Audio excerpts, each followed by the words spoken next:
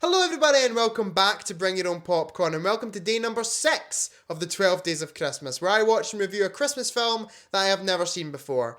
And in today's video we'll be watching a film that I've been wanting to watch for the longest time, Violent Night. Ever since the trailers to this one came out, I have been wanting to watch it. This film looks so much fun. David Harbour looks fantastic as Santa Claus in this film.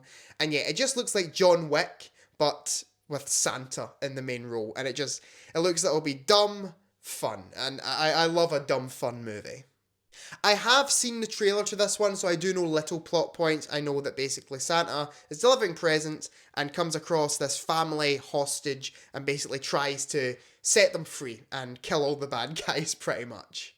Which is a plot I'm honestly surprised hasn't been done before. It seems like a very obvious thing to do, and a kind of spin on the classic Santa tale. But yeah, really excited to finally watch this one, so without further ado, let's watch Violent Night. Okay, so here we have Violent Night, and the synopsis says, a crew of dangerous mercenaries encounters an unexpected adversity when they try to rob a wealthy family's mansion on Christmas Eve. Santa Claus himself. Dun dun dun. Yeah, really excited to get into this one. It kind of sounds like if, like in Die Hard, if John McClane was played by Santa, which is quite funny. But yeah, really excited to get into this one. I'm expecting nothing but dumb fun, but that's kind of what I want from this movie. So let's watch Violent Night. Time for some season's beatings.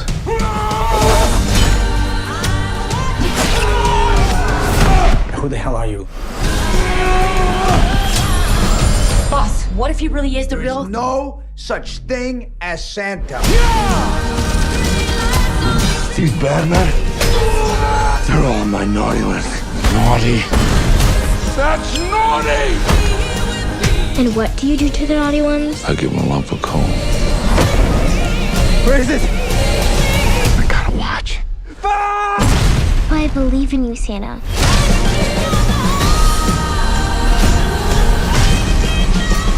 Okay, so I just got done watching Violent Night for the first time, and yeah, this film was exactly what I was expecting. I don't think the film was necessarily great, but it was a really fun time, and I had such just a blast watching this film. It definitely had its problems, however, I think I can overlook most of them due to the amount of ridiculous fun that is going on screen in this movie. So yeah, this is an R-rated, bloody retelling of almost The Night Before Christmas in a way, and I just absolutely loved that. I did really love how violent this film was and how over the top it is. I actually wish it kind of went a little bit more violent and a little bit more over the top. It almost felt like they were walking a bit of a thin line on making it a little bit bloody but also keeping stuff back from the audience. I wish they'd went full on gore and violence in this film. But what we got was still definitely fun. I actually thought there was a really sweet friendship in this film too between Santa Claus and the girl he's speaking to over the walkie-talkie. I thought they actually blossomed a really sweet friendship, and yeah, it gave me kind of Die Hard vibes almost. There are actually a lot of callbacks to other Christmas movies in this film, which I appreciated. The two main being Die Hard and Home Alone. And yeah, I really appreciated them. They were really well done. But yeah, I thought the friendship that blossomed between the two of them was actually really nice. And I also loved how we saw a Santa Claus at the start of this movie who's a bit of a... He feels like a bit of a failure, and he feels like Christmas is gone, and is actually very vulnerable. I'm not trying to read too much into it, but he's a very vulnerable man, and I love how he almost finds his purpose again throughout the movie. It's really well done, actually. I will say I thought some of the side characters were quite insufferable. I know the point of them is to be insufferable, but they weren't insufferable in an enjoyable to watch sense. They were just insufferable. Some of the humour also felt a little bit lackluster. It almost felt like Family Guy sort of humour, which I'm not into at all. I actually think the film shone when it wasn't trying to do obvious puns and jokes. It was just relishing in the crazy action that's going on. That was easily more funnier than any of the jokes that they put in the movie. I also thought the film was maybe a little bit too long for the story it was trying to tell. It could have been cut down by about 10 or 15 minutes and would have actually really benefited from that. But overall, I thought the story was really fun. I really loved this dark retelling of The Night Before Christmas. I thought it was really, really... I thought it was really well done.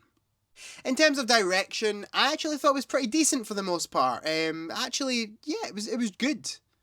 I thought all the fight scenes were pretty great. They were all shot fantastically. And as I said, I was upset with not the lack of gore, but we didn't get as much gore as I was expecting. But the gore that we did get was awesome, and it was really well shot. Yeah, if I'm being honest, I don't really have any negatives about the direction. In some places, it maybe felt a little bit generic. There was no really standout shots for me. But I thought the choreography and the fight scenes were great. I thought they were shot fantastically. And when it wasn't a fight scene, even though it was a little bit generic looking, it was still shot really well. In terms of performances, David Harbour absolutely steals the show in this film. He is absolutely brilliant here. I love how this film gives almost a different origin story for Santa Claus and a much darker origin story for Santa Claus. And David Harbour is just absolutely relishing in this role. He knows exactly what the film's trying to accomplish, and he helps it accomplish that. But he is also very, very touching in the more emotional scenes in the movie. And yeah, he just does a great job overall.